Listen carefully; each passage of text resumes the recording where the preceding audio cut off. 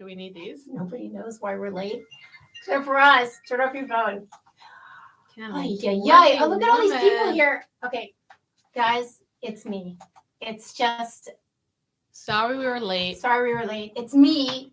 Can you hear? Can someone I'm not hearing this. Can you hear yourself? How do you sound? Yeah. Oh, because I turned off that mic. All right, turn on that mic. It's number 2 and 3. There we go. Cool. Hi guys. Sorry we're late as usual. It's just this thing that I can't figure out, but let's just forget about that. See, we had all these people here and now they all left because we're so stupidly late. Lighting. How come you get the good lighting?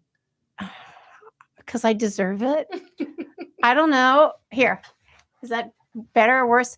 Hey, everybody. Nancy Rommelmann here with Yael Bartour. We're here because I'm very proud of Yael Bartour. She had her first piece in Newsweek yesterday, and it was pretty disturbing. Do you want to, while I fix the lighting, do you want to tell them a little bit about it? Okay. Yeah, make me look. I'm going to make you look amazing. Make me look better. So I had a piece in Newsweek. Super, super exciting. It was an opinion piece that kind of came from the heart. It was Nancy, you made it worse. Okay. It was about the story of two women who were murdered in New York City. One last week and one 2 years ago, and they were actually murdered on the exact same street on 116th Street, so about a mile apart. And one of them, Tessa Majors, was a student at Columbia, and her story got a lot of media attention. She was a beautiful girl who came to New York City to study at Barnard. I'm sorry, not at Columbia. And just all the press, everybody was talking about it.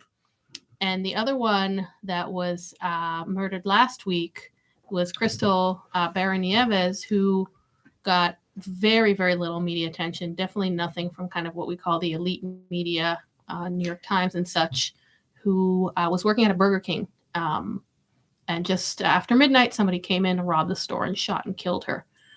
And both these women were roughly the same age, killed in the same area by people who were trying to rob them. But one of them, didn't fit the political narrative, I guess. Which is kind of funny because I think we did when we used to do our clubhouses, we talked about who got the most attention when someone is murdered, and it is white women and Black men get the most attention when they were murdered. I think that's what some of the public information officers were talking about. Tessa was white and 19, I believe, 18 years old. What is the girl that was just killed? Kristal was Puerto Rican. And so the stat that you had, and of course, it's not apples to apples because she was killed in, December 2019. So you're going to have a lot more hits on her. But when Yael went to the New York Times and put in her name, there were 518 hits. Okay, that makes sense. We've been talking about this for years. But this young girl was killed on Sunday. They didn't mention her name once. Yeah, and I think somebody on Twitter, who I don't know, but I followed her, who pointed that out to me and pointed out that she was mentioned as someone when they talked about Eric Adams and his itinerary, and he said he went here and he went there, and he went to Burger King where someone was killed. Well, I even noticed that just now. We're going to get to that. So the killer has been apprehended actually today, right? Today or last night? Just today. Or last night, yeah. They just announced it. But I noticed the coverage, I think it was in the Post, just saying, apprehended. They mentioned his name right in the lead for killing someone at Burger King, or not a cashier or something like that. It's like, well, okay, I understand that we're not going to recognize her name right away. It's not like you're saying like, Bill Clinton or something like this. And so I understand, but she still deserves to not just be a victim, like a faceless victim, which is something I think, we're trying to get away from. And I think you made this point very clearly in your piece. I mean, there's something sometimes that I don't agree with like having this sort of like massive coverage and a big, we name every single person that was killed last year, and there's like profiles of them, and it can get a bit, it's like, I don't like it. It doesn't really work for me. It's sort of like trying to make up for something. Yeah. But when you're talking about a news story in New York City, a young woman who is murdered, you should say her name. Yeah. And also like the thing in my piece is that it comes off, very critical, but I'm also talking about myself in a way. When I heard about Tessa Majors, that is a story that I could relate to because I was a college student and I walk home near university campuses. And I could see myself in her. It was harder for me to see myself in the shoes of somebody who was working a night shift at Burger King in East Harlem. And that's kind of the point that I was trying to challenge. Like, it's okay to relate more to one story than the other. But I think if we really want to talk about, justice and equity, these are things that we really need to think about because there's no difference between these women. They both had the same parents that loved them and, the plans in life and hopes and dreams, right? And it's not as if, not that it makes it better or worse, but, it is a little different when somebody's involved in a criminal activity, when you could say, okay, maybe that person shouldn't have been part of a gang, or maybe it's still tragic, but they were both they're both 5 minutes before they died had, business as usual, just living their lives. Guys, don't forget to send us some questions here if you have them. We'll be talking about some New York City stuff. One line that I thought really resonated, and you were really talking about the press, like who is the press? The press, for the most part, or sort of like you're the press. Me, Nancy. like you're white girl, or maybe not guy, like you kind of all went to the same kind of schools, right? And the line I thought was so good in your piece, which was, if you're in New York City and you're like part of the media class and you're taking a train home at midnight, it's because you're coming home or going to a party. Mm-hmm. You're not going to work at Burger King. So, but it's something that we hear a lot about. I'm like, there is this weird empathy gap, and people try to simulate it. Sometimes it's like, well, I'm going to be for, the oppressed, or I'm going to be for this demographic that I feel that hasn't been represented enough. And so you then can sort of like maybe appear to have some empathy for that. But how in God's name do you not have empathy for I'm sorry, I'm forgetting how old she is because I've just 19. 19. How do you, that she's gunned down in cold blood by someone for $100 freaking. And how do you say like she doesn't deserve our time? Like and this young woman does at Barnard. Mm-hmm. And I don't think anybody I think when confronted with this, right? So if I go to any one of these journalists or anybody as elite as they can be and confront them with the two stories, I doubt anyone would rationalize and say, well, this one's more important, this one's less important. But the fact that it's not on our radar is what drives me crazy, is that there's kind of like, there's a whole different world that exists like 2-3 blocks away from you in New York City, 2-3 subway stops away from you. There's a whole different world. And it's the people who make our food and deliver our groceries and make our lives work. But I don't know. I'm so sorry to sound like a cliche, but I just feel like they're unseen. Yeah. And it's just like anything, like things, create neural pathways in your brain. Well, the things that we cover and cover and cover and cover and cover create sort of neural pathways that then become, or, media neural pathways, that's the stuff that we automatically cover. And, what we think is okay and what's not okay. I mean, this is something that doesn't get talked about a lot, but we have talked about it a bit, or our crew. And sometimes people do talk about it, but they talk about it hysterically, and I don't want to go there. We talk about the insane amount of coverage that the January 6th, 2020 insurrection or raiding. Who was it? Wasn't that the day you became a citizen? Yeah. It was the day I got my green card that week, and I was like, hi. No one cares about you. It's like being born on December 26th or something. It's like, forget it. You're never getting a birthday. But, rightly so. This was like a incredibly terrible thing that happened, and awful. And listen to the Fifth Column guys had Matt Rosenberg on, and he was there, and just to hear him like talk about it, and like a seasoned journalist who's like covered stuff. Okay. I'm legally required by contract to mention when somebody is Jewish. Okay. Well, I think he's great. I think he's an incredible writer and, very badass. And he's covered a lot of things, but he talked about like being in a situation where all of a sudden you get this like sense, like there's this shimmy. Oh shit. Something's going on. Like you can't predict what's going to happen. And then it's, out of the gate. And we have covered this in the media. I mean, incredibly and justifiably so. And people should be, if they were part of this and were causing mayhem, they should be brought to justice. However, there's room for everything. Having said that, having been on the ground in Portland, for dozens of nights in 2020 and seeing like nobody ever like losing their minds to catch these people that I'm watching, literally assault a federal building. They were being represented, not all the time, of course, but as like fairly, heroic for going against Trump. And like, have they been arrested? Like, very few of them. Have you seen this hue and cry in the press? Like, we've got to find these people for attacking the federal building. No, and I'm not comparing it. I'm not saying it's like the same as, Trump and invading Capitol. I'm not trying to say that. These were different days. However, the reactions have been pretty starkly different with how with how much fervor and commitment we want to go after people that are destroying people and hurting other people. Yeah. So, and we talked, we've talked before about the 60s and Days of Rage, which is an incredible book. About the Black Panthers and the Weather Underground and all this history that, I didn't grow up here, but I didn't know about. And I think a lot of Americans, it's not like it was kept secret from us, but there were, daily bombings and daily terrorist attacks in New York City by extreme left-wing organizations. And I don't think there's like a conspiracy from above to shut it down and not talk about it. But let's say that it's not part of our collective national memory. It's funny because I grew up here then. I don't really remember it. I guess I was too young for a lot of it, but I asked my mother, who was, a grown up, she was in her 30s and stuff when this was happening. I was like, do you remember this happening? Like there were bomb threats like all the time, every day. I think I do remember my dad's building. He worked on Wall Street getting like evacuated, 120 Broadway. But she's like, New York in the 70s. Yeah, I don't. It was so, I guess, of course, for me, that was just normal. It's like the water I was swimming in.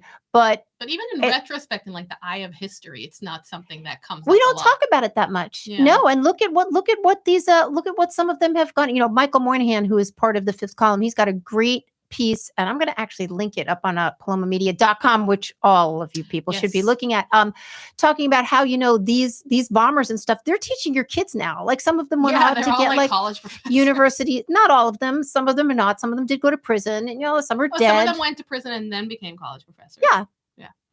There's a question here, I guess, for you, Nancy. Are there media gatekeepers? And if so, what are they thinking? Well, media gatekeepers. What is the media? There's not like one media, there's all, it's a plural after all. And, other people have, I don't know. I'm sure some people do have agenda and that some publications do have agenda. We know that. But I don't know who you would say are the gatekeepers. I guess in some areas it's like, well, who's bringing in the most viewers? So that would be a Sean Hannity, though I guess he's not. Tucker Carlson is not a gatekeeper, I wouldn't say, but he's very much, he's being paid attention to. He's bringing money in, so he's having influence.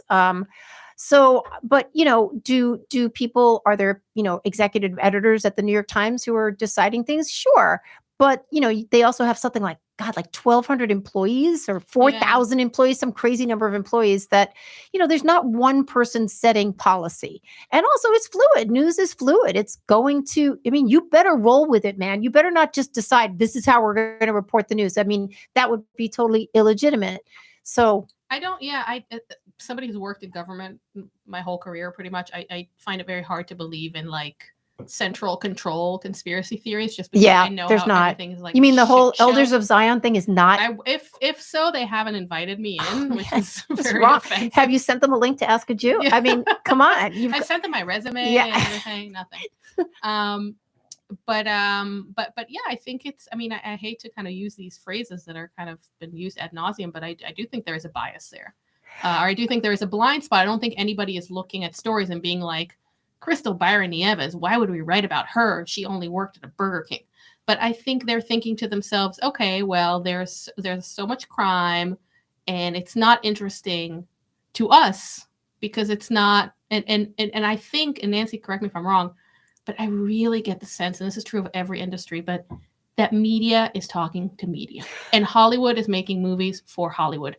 And everybody is kind of playing to themselves. And it's very annoying. That's interesting. I got a follow-up to say to this, but I'm wondering too, when you're looking into a story, you want to, it's hard to like go into a story that absolutely zero about and feel like you're going to do a good job. Mm-hmm. So let's think of Barnard for a second, which is, up in Upper Manhattan. Is that right? Yeah. Is it part of Columbia, or it's like it was Columbia's women's school? Yeah, it was. It's a good school. So, I wonder if what happens then is like, 17 people in the newsroom that are maybe working in the metro area or local. It's like their ears prick up because maybe they went there or they know someone that went there or they have like 100%. a friend whose kids. So all of a sudden you start like, you have these like little pathways that start to create your story for you, right? It's like if you're a restaurant reporter, you hear about new something. Oh, it's near that. And I know the chef. And I know it's like you have all these little things that light up and you feel that you can bring more context and resonance to the story. So that's good, right? But when they talk about diversity, don't they talk? I mean,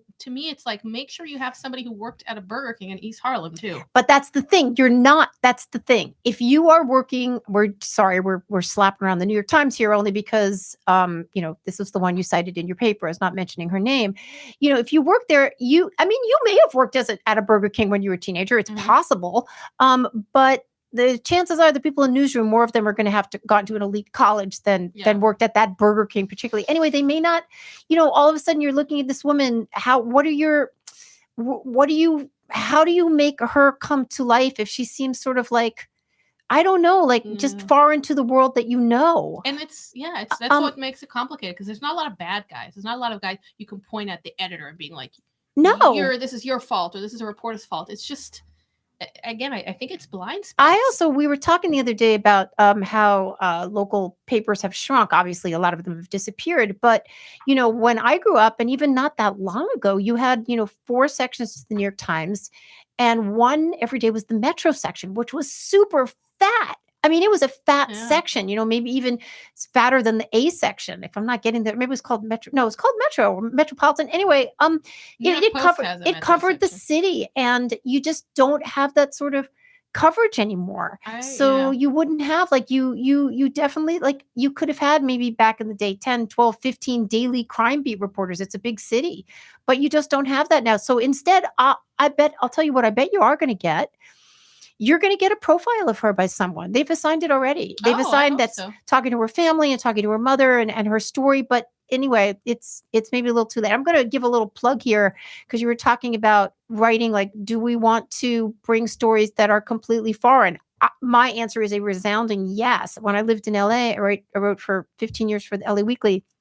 I got to tell you, man, I wrote stuff about things I'd never freaking heard of, but they let me go places for like 6 months. That's great. Like go sit in an old man bar, go hang out with the woman that was run over by the beach, go cover these kids that are going to some weird school. And like, you really did get the stories of the city.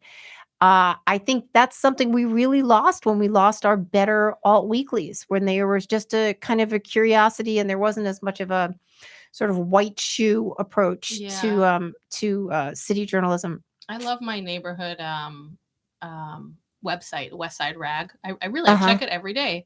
Oh, cool. And it's mostly, it's very local. Obviously, it's about the Upper West Side. The best part is like the openings and closing section of like what this laundromat is closing and this like Chipotle is opening.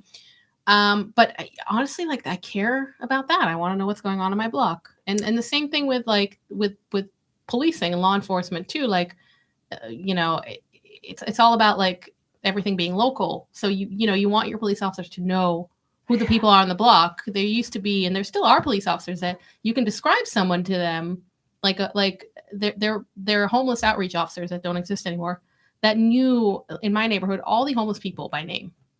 And they're like, oh yeah, that's Jimmy. He's off his meds today, so he's a little off, but usually he's okay. Like they know these people that we don't know. I was talking to someone the other day, I don't think here in New York, and they were talking, they said they really thought that police officers should live in the area where they patrol. And I said, well, I think people should be able to live where they want to live, but I'll tell you what I am in favor of is people having a street beat, having a beat like these. You do know the people, the shopkeepers, the kids, the homeless guys. We had that. I lived in Brooklyn Heights. They're like, of course, like you knew everybody. And so you became comfortable with that. The problem is we don't really have, I mean, I guess, well, you're the person that should talk about this, Yeah, but like well, street beats, like the way they used to, aren't people we in do cars actually. more? Well, street beats. Well, I guess we're talking about two different things. The last few years, New York moved to kind of what's called a neighborhood policing model. So every precinct is divided into sectors. Every sector is, let's say, maybe like 20 blocks. And there are 2 cops assigned to that sector that are off the radio. That means, because that's the biggest problem, right? When you're running from 911 call to 911 call, you don't have time to make these relationships. You don't have time to follow up. You don't have time to, you're just running from job to job. So 2 cops in every sector who are off the radio and just make relationships. And these are not community affairs. So these are not like, playing basketball with kids necessarily. They're just working. They're just like, they should know everyone. They should know who runs a bodega and what time to go visit him because there's a homeless guy who's giving him a hard time. But it's hard because you have less and less cops throughout the country. Yeah. And, you're always going to have to prioritize 911 calls because, rightfully so. So it's tough. And then in terms of cars and, the officer on the beat thing is a, kind of like a great dream. Like, I love it. I love when I see cops walking. I love when I see cops on bikes. But at the end of the day, the less cops you have, the more you need them to be mobile, right? So if I'm calling 911 and I'm 7 blocks away, I want that guy coming in a car. Yeah. So it's tough. I mean, ideally, in an ideal world, you'd have cops on the beat. And then I think cops less and less today, they don't want to, you don't see cops in New York, at least. You don't see them in coffee shops, really. You don't see them hanging out. I was in Nebraska and I went to lunch with a few cops and they all sat in uniform at the Mexican restaurant. And I was shocked because I'd never been out to lunch with cops in uniform.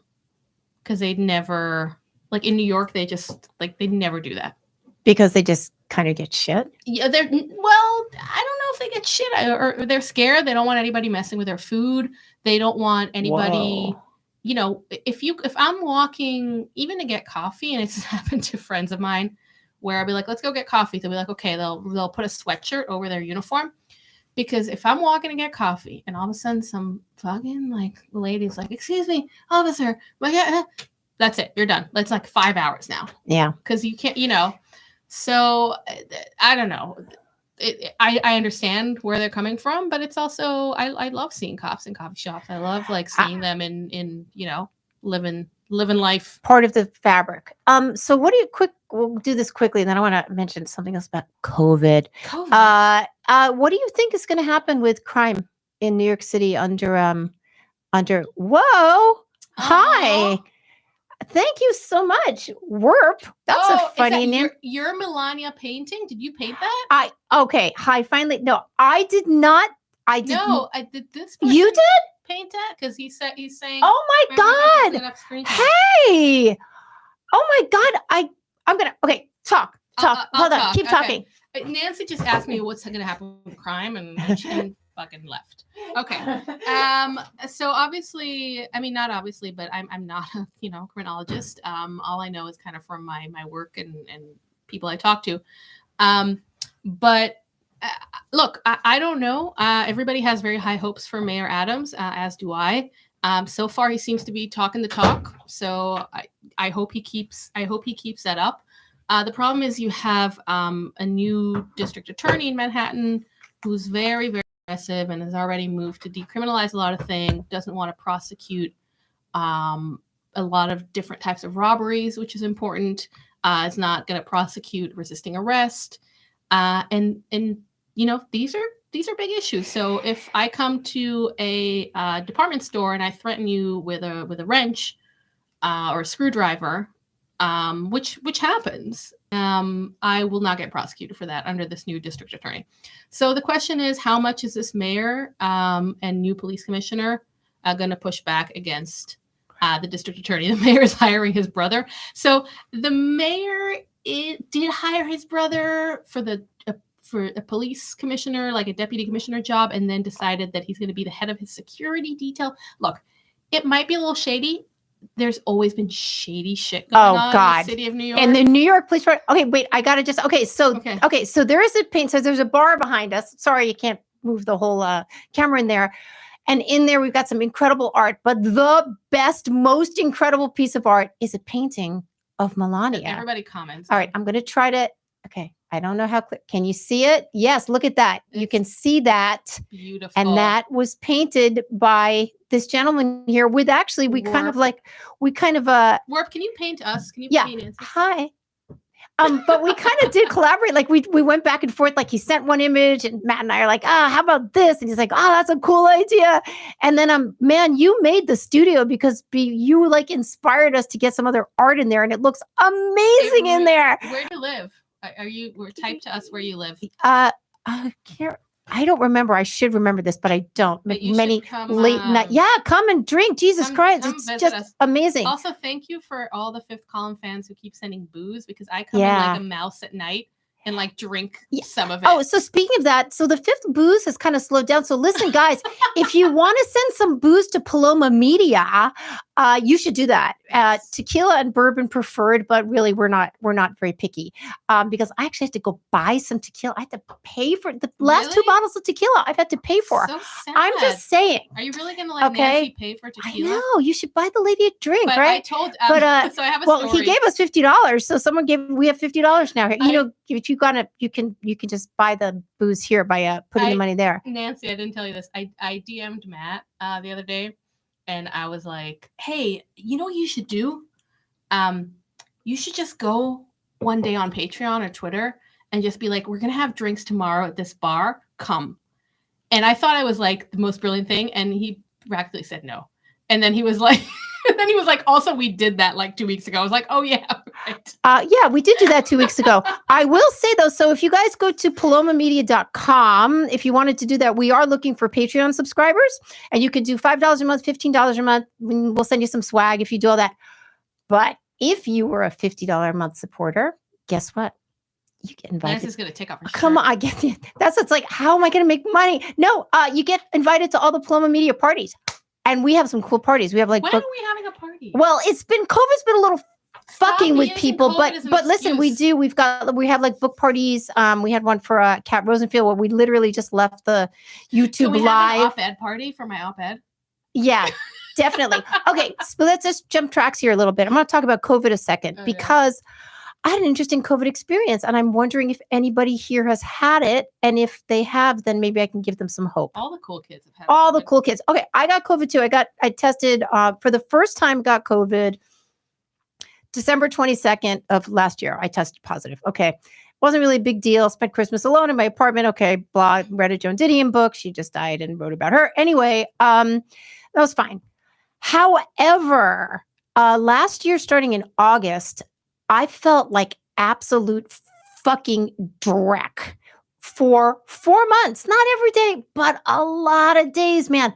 Super tired, super spacey, no appetite, like really scared. Like I didn't know what the hell was going on, but I hadn't had COVID, hadn't tested positive. Like, okay, I don't know. I'm dying of something. Anyway, I'm fine now. I've been fine for 5 weeks. Oh, what's happening now with my friends?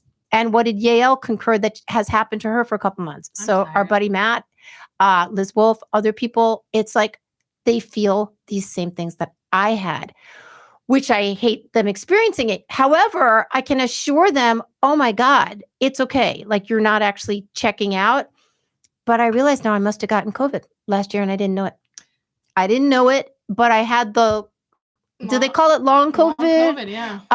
And I suffered with that for months and it was not fun, but it goes away. The most important thing to remember about COVID is that Bill Schultz started it. Oh, of course, Bill started it. All right, I am blushing. Oh, hey, Warp, he's blushing. Well, he's outside of the Tractor Supply store. You have no idea. Kat is the shit. Kat Timpf is my girl. She's my little. Kat Rosenfield. Oh, Kat is amazing. She's he said he just started a book. That book gorgeous. Is dope. And that book so is smart. Really good. What's it called? Everybody should read Kat Rosenfield's book. I forgot what it's called, but it's a page turner. It is called really No One Will Miss Her. No One Will Miss Her. So okay, Warp, which is not your name. I know I have your name in my email. Your painting is the centerpiece of our bar. And it has given so many people so much joy. And when they have to do a little video or we have to take a photo, it is in front of Melania. So here, toast. Cheers to you. Thank you so much. I'm not drinking yet. I will be soon. Cheers. Yeah, no, it is beautiful. It is definitely the most kind of eye-popping piece. Yeah, eye-popping. I had a bit of that, but it's good. Oh, look who's calling me. Who's calling you? We'll talk to him later. Okay. Okay, guys. Well, I think we've I want to say one more thing. Yeah. Just because this is a crazy thing. So you're probably asking yourself how they caught the guy who killed Kristal Bayron-Nieves. His name is Winston Glynn. Glynn. 30 years old. 30 years old. Used to work at that Burger King. Yes, but not related. And not what he never, it was a year before she did. Yeah, or 2 years. He wasn't fired or anything like nefarious like that. But they had chief of detectives, James Essig, spoke, and they said that, they had obviously video surveillance from the Burger King, and all you could see was like a guy wearing a black, all black and something on his face. But they noticed that he had hanging out of his pocket a pair of earphones with a cord. White. Well, I thought they said earbuds. Or earbuds. Yeah. Or white. Maybe, yeah, but I guess something that is a little bit distinct. And then what they did is what they usually do is they'll go to, like different subway stations and just watch hours and hours and hours of video until they find somebody that looks like that. And eventually they found a person. He was dressed in different clothes because this guy knew what he was doing. Apparently, and he changed. Yeah. And he had a bag. So obviously his other clothes were in there. But then they noticed that he had the earbuds. And then when they came to arrest him, they found those earbuds, which I just think is like really old school, badass detective work. And these are, for what it's worth, these are not like chiefs. These are not executives. These are just, old school detectives in Harlem. So good for them. Shoe leather detectives. Shoe leather. So, yeah. All right. Hey guys, thanks. It's fun to be back in here with you. I haven't been here in a while, and I'm actually heading out on the road for a while. So I know. Go listen to Ask a Jew. Yeah, go listen to her podcast, Ask a Jew. It's kind of our big hit at plummedia.com. I'll be honest. It's amazing. I listen to it. You're honest. I draw myself a bath and light some candles. And listen to myself talk. Hi, Yael. Hi, Yael. I mute Yael, so it's just me. Okay, and where can you find it? Well, you can find it on any of your podcatchers of choice. Ask a Jew, but guys, you can also find it on Paloma Media. We need you to come start. We got some awesome stuff. Oh my God, we got a ghost story up there today. Yo, I came to Nancy today. I'm like, tell me that ghost story isn't real. No, it's real. Like, it's real. It's a real. Do not read that. Because it's a real ghost story. Go to palomedia.com. That's the main story when you get up there, and then click one story back, and you'll have a pretty cool story I wrote about my dad and a lingerie catalog. So together? Well, kind of. Got to go read it. Okay, guys. Thanks so much for joining us. It was fun to see you. Nice to see you. We're gonna go hang out with Melania now. Okay. Bye.